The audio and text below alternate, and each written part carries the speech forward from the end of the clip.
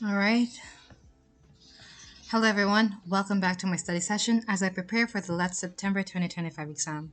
So, my goal is to deeply understand the concepts and analyze key topics under the lead coverage and improve my retention. So, feel free to study along with me. Disclaimer lang din, the study session is based on my personal study methods and materials. I'm not an official representative of PRC or any review center, and the content I share is for study purposes only and should be supplemented with official references and reviewers. So if you wanted to, you can cross check the learning resources that I will use here. And again, disclaimer: this is for personal, um, educational purposes only. So I do not own any of this, except sa sa note making. I have notes here. Summarize itself. Um, Ano pa? What to expect? A focus reading and note taking. Meron tayong note taking. Also, we already did the concept mapping. I already showed you the overview of our discussion or study session. And also, we will have later on, after all the discussion, we will have our practice questions for mastery and application. So, tapos na tayo sa Tagalog folk songs. Dito naman Ilocano ang didiscuss natin. So, nakita ko kanina, we took almost, more than 1 hour na tayo nag-discuss kanina because we search pa or nakinig pa tayo sa mga music ng mga uh, bawat folk songs. But as of now, I decided not to search na lang sa mga music and try to understand na lang yung konsepto ng bawat folk songs. Depende sa region. So as of now, yung region na tatalakayan natin is yung Ilocano folk songs. So without further ado, if you found misinformation, no, please kindly comment na, ma'am, hindi yan napabilong sa ganito, ganyan. So, I will take corrections. Okay? Let's start. Love and courtship tayo. Love and courtship ang simula ng Ilocano. So, next. Hindi pa nga nag-start. Okay. We have the Pamulinawin. So, there is a man expresses his unwavering love for a woman who is cold-hearted like a stone. Ayan, cold-hearted like a stone. Okay, si Manang Biday naman, there is a suitor, serenades Manang Biday. Sino kaya si Manang Biday? Pleading for her love despite her hesitation. Manang is, gumagamit tayo ng manang, di ba, kapag elderly woman. So I guess her suitor is pleading for her love despite her hesitation kasi siguro hesitate na siyang umibig pa uli, no? Siguro ganyan yung atake ni Manang Biday. Next is Zem. So a lover admires the power of a simple smile, so which can brighten one's day and ease sorrow. So ang naalala ko sa word na isem or SM is I think smile yan. Or something good. Yung isem is something good. Okay? Search nga natin, isem.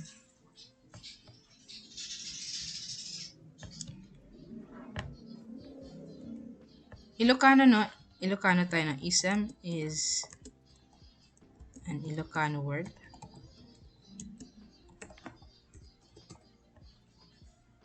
Yes, isem. Okay. Means smile. Ayan, tama tayo guys. So, isem meaning smile. So, pahiyom ba? Smile ba? Which can brighten one's day. Ay, soro. So, Ilocano yan. Next is Tiayat Timay sa nga ubing. A young person experienced the innocence and joy of first love. Uy, mga puppy love na to. No? Puppy love to. Let's put puppy love. Wait lang, i-ano natin. Tiayat meaning. So, again, Tiayat Timay sa nga ubing is an Ilocano folk song which means love of a child. Okay. Okay, the love of a youth. is a humorous song advising an old man who falls in love with a very young girl. Ganun pala yun. Wait lang. Wait lang. Mabuti naka-search tayo, no? Akala ko youth puppy love eh. Wait lang. Mabuti na lang may sinearch tayo. Okay. Ayan. So, hindi na lang natin i-play, no? Wala tayong time para mag-play ng mga music. Kasi mauubusan tayo ng time. Kanina, almost 1 hour na. Or, mahigit pa 1 hour. So, ayun. Saan yon? Ti ayat, ayan. Ti ayat ti may nga ubing, the love of a youth, is a humorous song advising an old man, mayroong matandang lalaki, na fell in love sa isang napakabatang dalaga or babae. So, to choose a widow na lang daw kasi sa babae. So, not a young one who is already committed. So, si young girl pala is may jowa na. Pero si lolo nyo na in love. So, it's a humorous song. Okay. Okay. Thank you sa nag-vlog nito. Ilocano to. Ilocos Norte. Ayun. So, that's it. A young person experienced the innocence and joy of first love. Tanggalin natin to.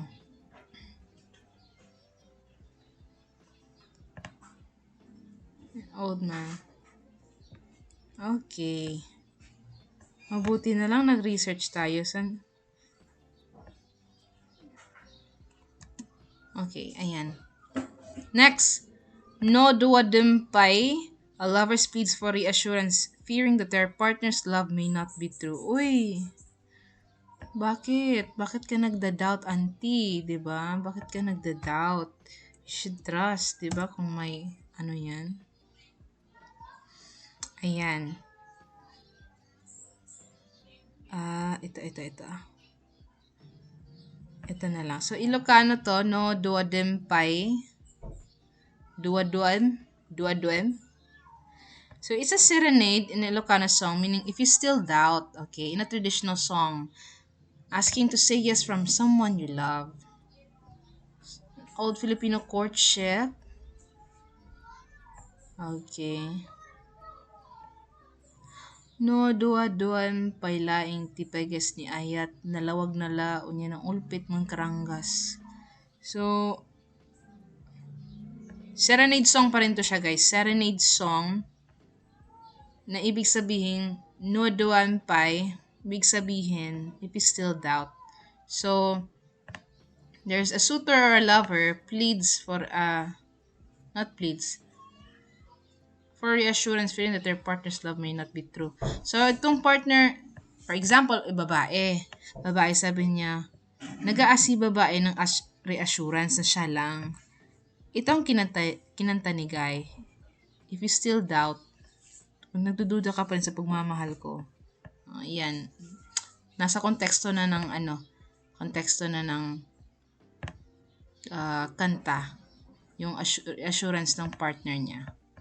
So, ayun. Duwayan ni Ayat, or Dungang Kwanto, a lover promise undying devotion and care. Pakinggan natin. Wait lang. Parang nakita ko na to. Duwayan ni Ayat. Ayun.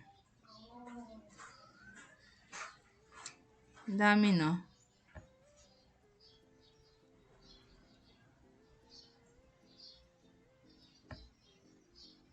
Ayun.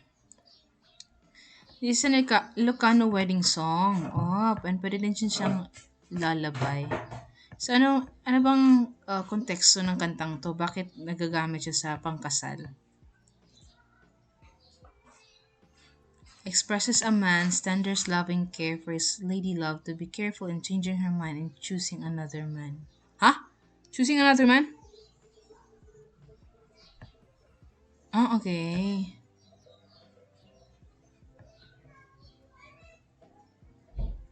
Wait lang, wala na bang ibang explanation?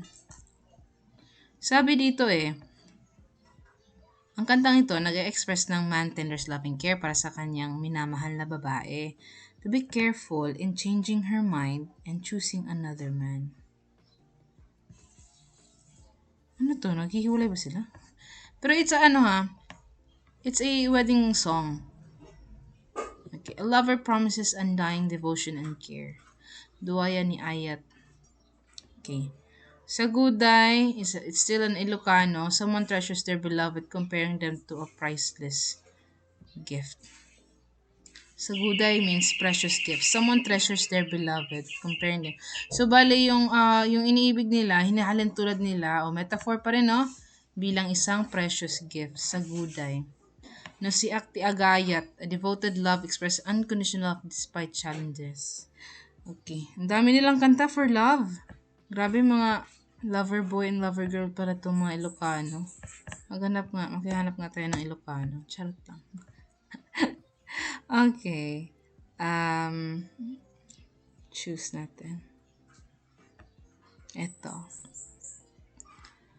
Tandanso. Excited ako sa Bisayan. Ay, hindi. Walang ano eh. Song yun, di ba? Song meaning. Ano? Ayun. No, si Akto Egayat. Ilocano siya, guys. Okay, confirm. So, ito yung translation niya. Meron bang meaning at the end? Walang meaning at the end. So, basahin na lang natin yung translation niya. No, si Akto ti Agayat. When it's my turn to love. Wow, ang ganda ng title ah. When it's my turn to love, the choice will be mine. A girl who's affectionate, a humble girl who's kind. Her skin may not be fair, or she may be poor, as long as she respects me as a man and knows the honor I live for. Ang ganda ng kanta, guys. This is for men out there who are looking for a woman who will respect them and love them and cherish them to their heart's desire. So you're my chosen flower, let your petals bloom, so I will visit you. Di ba?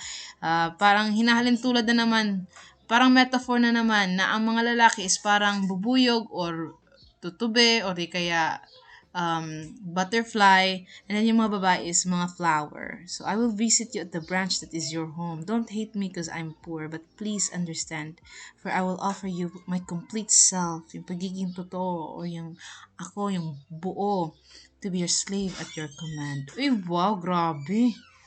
Grabe itong mga Ilocano, be. Pwede natin mapangkinggan. Wait lang, pwede ba?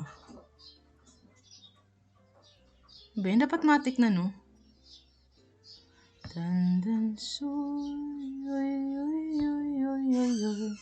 Bakit hindi siya nagpi-play?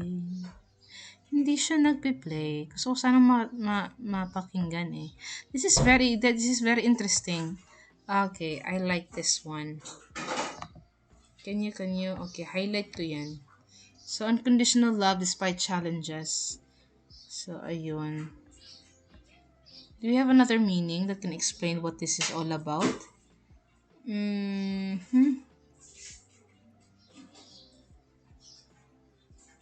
na eh. So, wala na tayong mahanap, no? So, yan na. So, there's a man that's looking for a woman that will love him. Kapag oras na daw niyang umibig, pag mahanap niya yung babae, gusto niya sana yung babae is respetuhin siya. Tapos yung sa second stanza naman, nag-express din yun ng unconditional love. Ibibigay niya yung buo-buo yung kanyang sarili. Di ba? Grabe kayo mga Ilocano. Next, Nasudi ni Ayat. Nasudi ni Ayat. Ano ba yan? Nasudi ni Ayat. This is still Ilocano song. Okay.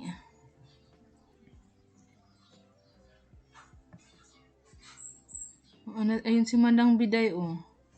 Older sister Biday. Naraniyag abulan. Naraniyag, parang sumisinag, no? Parang ganyan. Ti ayat ti may nga ubing for the love of a child. Ayun.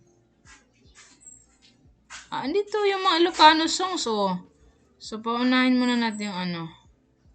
Family Nawen, Stone-Hearted Lady. Ayan. Ano lang natin, no? Ito. Stone heart. It's all about a stone-hearted, cold-hearted lady. Like a stone. Okay. Manang biday. Manang biday. Wait lang guys ha. Wait lang.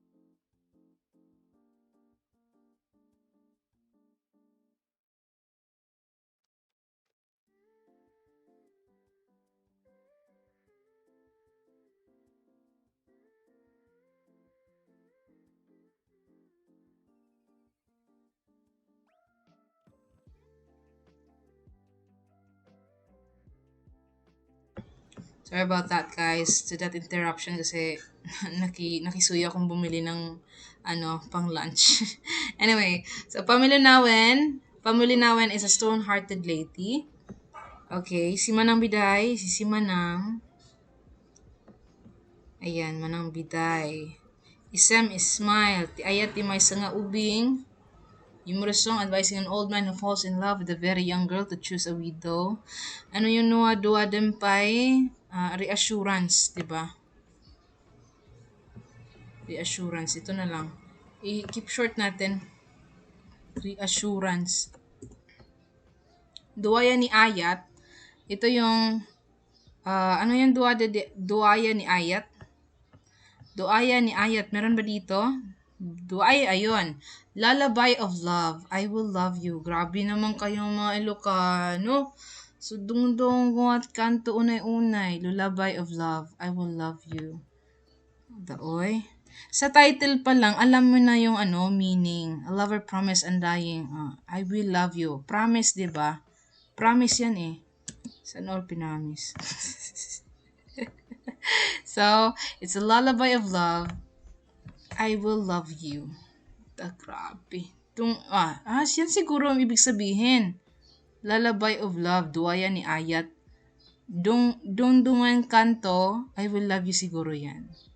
Paki-confirm mga Ilocano, no? Wala, kasi, it will take too much time para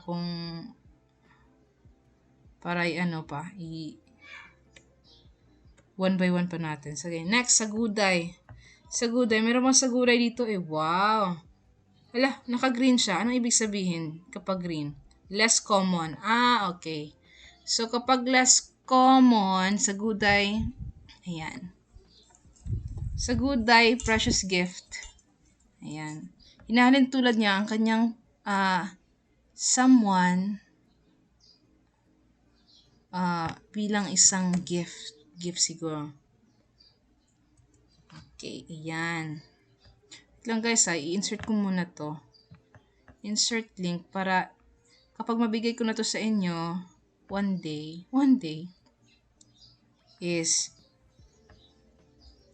maano nyo agad kung saan ninyo makikita ang mga learning resources ko. Okay? Okay, next. Saguday. After Saguday, no siyak ti agayat. No siyak ti agayat. A devoted lover expressed unconditional love. So, hanapin natin si no siyak ti agayat. Ayun!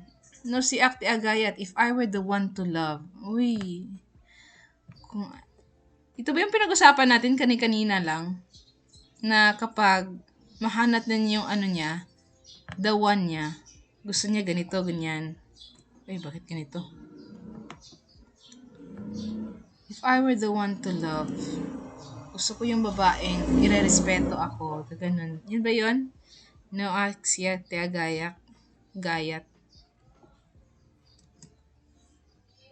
No, aksi agati agayak. Sunod na noak, alaka din in kayawat. O, hindi yung ano ha. Walang alaka din eh. Pero, napapansin ko no, sa Ilocano language, is mahilig sila sa Y. Y at saka sa K. Alaka din kayawat.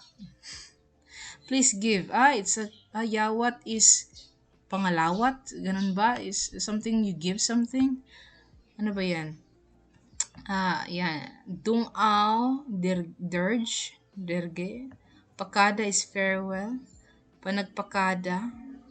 Pag green yung ano guys yung ano niya, it means common, less common. Hindi siya sikat. Hindi masyadong sikat. Next is farewell my love. Uy, don't stay away for too long. So that is panawan kang biyag ko.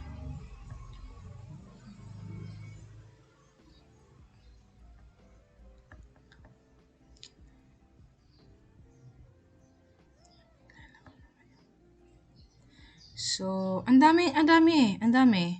Actually, bakit hindi na lista dito yung iba? Nasudi ni Ayat. Wala siyang nasudi ni Ayat. Wait lang guys, hanapin ko muna. Manamili, that is Potters. Duaya. Yun nga, lalabay. Duaya.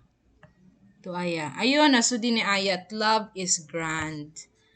Ayun, nahanap din natin.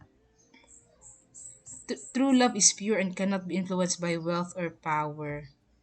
Grabe kayo. Love is grand. Yan. Love is pure. Cannot be influenced by wealth. Grabe. Ilocana ada nadayag. Admiring the beauty and virtues of an Ilocana woman. Halata naman nadayag. Parang something, tapos Ilocana, babae. Imdengan o imnas, a heartfelt plea for love to be accepted. Wait lang. The fishermen and salt makers. I-copy ko lang tong wala dito ha. Baka nandito. Nandun nga. Nandito nga. Ito, love and courtship lang to dito. So, okay? Okay. Kanta. Kanta ti Ulila. Ulila is orphan. Tarong kamatis paria. Palia, di ba? Saan dito si Ilocana nadayag? Search na lang natin. Dayag. Ayun. Ilocana is popular Ilocana. O Ilocana nga nadayag sa bungkaman ana pusaksak. Okay. Popular Ilocana. Okay. It lang ha. Ayan. Okay, imdengan o imnas. Imnas. Ayun, imdingan o imnas. Listen, O precious one. Ano ba ibig sabihin yan? Listen, a heartfelt plea for love to be accepted. Ganun pala yun. Precious one, yung babae. So, nagmamakaawa to siya. Pakinggan mo ako. Ganito ang nararamdaman ko sa iyo. Sana may ma-accept mo na ganito. Accept mo yung aking pag-ibig. Ganun, di ba? Toy Datongko is a poetic declaration of love and devotion. So, Toy Datongko. Umay ka ta eskwela. It's all about school yan. Doy ba yan? Toy. Ang dami nilang toy na word, no? Daton ko na lang. Daton ko. Ayun, my offering. When you say toy, It's not laruan ha, para sa mga Ilocano. It's my. It's a possessive pronoun, toy. A poetic declaration of love and devotion. Toy datong ko. Ano yung datong ko nga? Offering. Okay, my offering. Okay. Next is tontonenaka toy ayat. Ano yung ayat? Alam ko na yung toy eh. It's ano? Ton. Ayun. Tontoneka toy ayat. My love looks for you. Ayat is you or love? A long search for a beloved. Okay. My love looks for you. Yan yung ibig sabihin ng tontonenaka toy ayat. Okay. My love looks for you. Yun, look. Longing search for beloved. Okay. So, bakit ito sa akin? Tontonenaka toy ayat. My love looks for you. Hinahanap kita. Charot. Ano yun ba yan? Ini-insert yung hugot eh. Ini-insert yung hugot. So, ayan. Tidayaw, honor. Baka natin yan, ma-encounter natin yan later on. Tidayaw. Tisaluyot man eh. Tidayaw. Walang tidayaw be. Pero pag may makita, ayun, tidayaw. So, kompleto pala tayo dito sa Ilocano eh. So, let's keep going guys, no? Sa Farewell Sadness na tayo. So, this is a folk song about pamamaalam at kalungkutan. So, when you see pakada, hindi yan hindi yan yung eyebrow nyo na parang plakada. But let's just say, a person bids farewell to a loved one, hoping for a future reunion. Okay. Farewell to a loved one, hoping for a future reunion. Sana magkita tayo ulit. Ganun. Panagpakada naman, a deeply emotional goodbye to family, friends, or a beloved. Panagpakada. Meron ba itong mga artists? Pangalan ng mga artists. Gusto ko sanang malaman kung may mga artists ba dito, no? Panawankan biyag ko. Someone lives behind their past life and love, possibly due to destiny or personal struggles. Search na natin, pakada. Ayun, farewell. Ano yung isa? Ayan. So, panawankan biyag ko again. Kung pakada is all about farewell, ang panagpagkada naman, emotional goodbye pa rin. It's all about pakada. Pag may rinig yung pakada, sad kayo dyan. Panagpakada, sad pa rin yan. Farewell, pamamaalam. Panawankan biyag ko, someone leaves behind their past life. Possibly due to destiny or struggle. Search nga natin yung biyag ko. Hindi ko siya masyadong nag-gets eh. Biyag ko. Alaman biyag ko. Ayun. Panawakan. Panawankan ba? Ayun. Panawankan or ayun. Panawakan biyag ko. It's a farewell, my love. Ay. My love. That deathbed song. I am leaving you, my life. Deathbed song. Okay. Palitan natin to. It has the same point naman eh. Pero ito medyo straight to the point. Yung dungaw naman is farewell or dirge, farewell din to. A traditional mourning song expressing sorrow over a loved one's death. Okay. So, guys, I have to cut this short muna. It's already 12. I have to refill myself, no? Refill energy. And someone is being cranky at this moment. So, I will continue for the part of Ilocano folk song. And see you soon. Bye-bye for now.